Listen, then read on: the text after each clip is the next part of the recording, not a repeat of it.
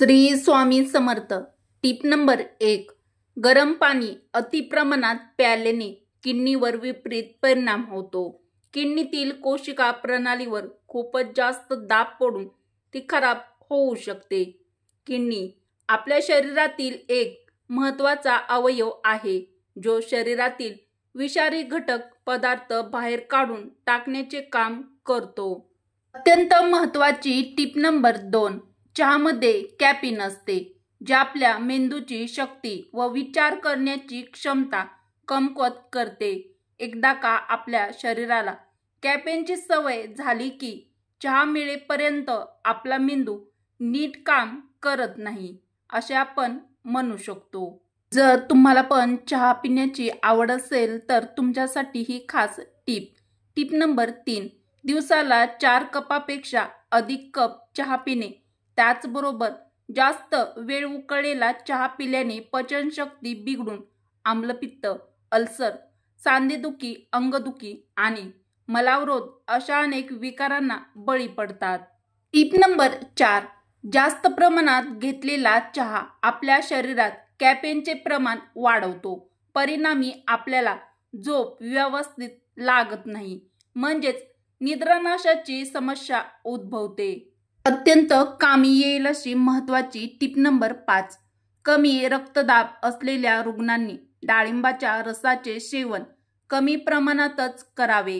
डायरियाच्या वेळी देखील डाळिंबाचा रस पिऊ नये।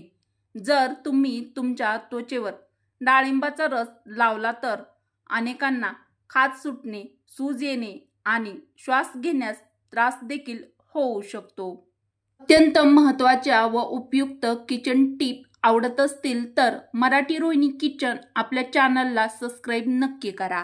नंबर 6, सध्या ब्लड प्रेशर आणि हृदयासंबंधित आजाराच्या समस्या वाढल्या आहेत। या दोन्हीवर मात करायचे असेल तर आहारात ज्वारीच्या भाकरीचे सेवन करणे अत्यंत गरजेचे आहे। ज्वारीमध्ये पोटॅशियम, मॅग्नेशियम आणि मिनरल्स असल्यामुळे ब्लड प्रेशरचा नियंत्रणात राहते। नंबर 7, लठ्ठपणा कमी करण्यासाठी सध्या लठ्ठपणाचे प्रमाण खूपच वाढलेले आहे। अनेक आजारांना यामुळे आमंत्रण मिळते। त्यामुळे जेवणात ज्वारीच्या भाकरीचे सेवन केल्यास लठ्ठपणा कमी होण्यास मदत होते। टिप नंबर 8, ड्रॅगन फ्रूटच्या छोट्या काळ्या बिया असतात।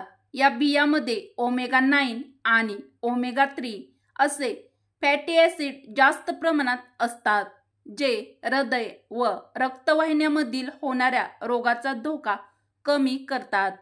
अत्यंत उपयुक्त टिप नंबर 9, पचनासाठी डाळिंबाचा रस आतड्यातील जळजळ कमी करून पचन सुधारतो। पण जर डायरियाचा त्रास असेल तर त्यांनी डाळिंबाचा रस न खाण्याचा सल्ला डॉक्टर देतात। अत्यंत खास टिप नंबर 10, सांधेदुखीच्या वेदना आणि इतर प्रकारच्या संधिवातावर डाळिंबाचा रस अत्यंत फायदेशीर आहे। डाळिंबाचा रस हृदयविकारावर देखील फायदेशीर आहे, म्हणून तुमच्या आहारामध्ये तुम्ही नक्कीच डाळिंबाचा समावेश करू शकता। टिप नंबर 11, दह्यामधील गुड बॅक्टेरिया पोटाचे कार्य सुधारण्यास मदत करतात। तसेच दह्यामध्ये पाणी असल्यामुळे बद्धकोष्ठतेची समस्या देखील होत नाही। अत्यंत खास टिप नंबर 12, रक्तदाबाच्या रुग्णांसाठी देखील डाळिंबाचा रस फायदेशीर मानला जातो। मधुमेहाच्या उपचारात डाळिंबाचा रस प्यावा। डाळिंब इन्सुलिन आणि रक्तातील साखर कमी करण्यास देखील मदत करते।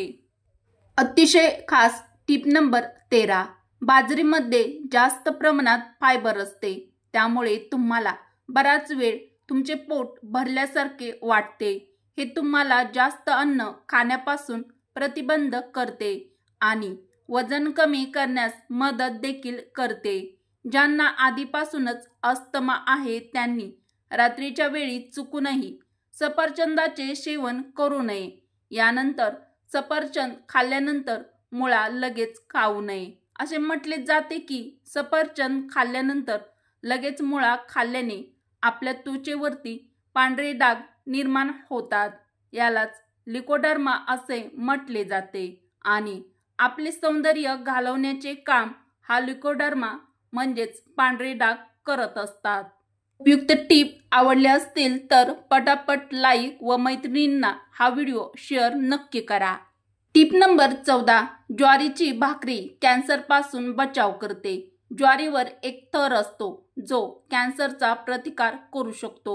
आहारामध्ये नेहमी ज्वारीची भाकरी खाल्ल्याने कॅन्सरचा धोका कमी होतो। टीप नंबर 15, सोयाबीनमध्ये फॉलिक ॲसिड भरपूर प्रमाणात असते आणि फॉलिक ॲसिडची गर्भवती महिलांना खूपच गरज असते। त्यामुळे गर्भवती महिलांनी सोयाबीन खाणे खूप गरजेचे असते। सोयाबीनमध्ये बी कॉम्प्लेक्स सुद्धा असते आणि खूप मोठ्या प्रमाणात पोषक घटक असतात। त्यामुळे गर्भाची वाढ ही योग्य प्रमाणात होते आणि प्रसूती योग्य प्रमाणात होते। प्रसूती ही सुलभरित्या होण्यास सोयाबीनमुळे मदत होते। टीप नंबर 16, जर तुमचे तोंड आले असेल किंवा तुम्हाला वारंवार माउथ अल्सरची म्हणजेच तोंड येण्याची समस्या असेल तर अशा वेळी पेरूची कोवळी ताजी ताजी पाने चावून चावून खाल्ल्यास आराम मिळेल। वयोवृद्धांसाठी ही अतिशय खास टीप नंबर 17, मांसपेशी आखडलेल्या जागेवर तुरटी व हळद मिक्स करून लावावी, यामुळे त्रास कमी होतो। टीप नंबर 18, रक्तातील साखर नियंत्रित करते। बाजरीमध्ये कमी ग्लायसेमिक इंडेक्स असते, याचा अर्थ ते रक्तातील साखरेची पातळी हळूहळू वाढते। यामुळे मधुमेहाच्या रुग्णांना त्यांच्या साखरेत रक्तातील साखरेची पातळी नियंत्रित ठेवण्यास मदत करते। टीप नंबर 19, बाजरीमध्ये असलेले फायबर पचन संस्था निरोगी ठेवण्यास मदत करते।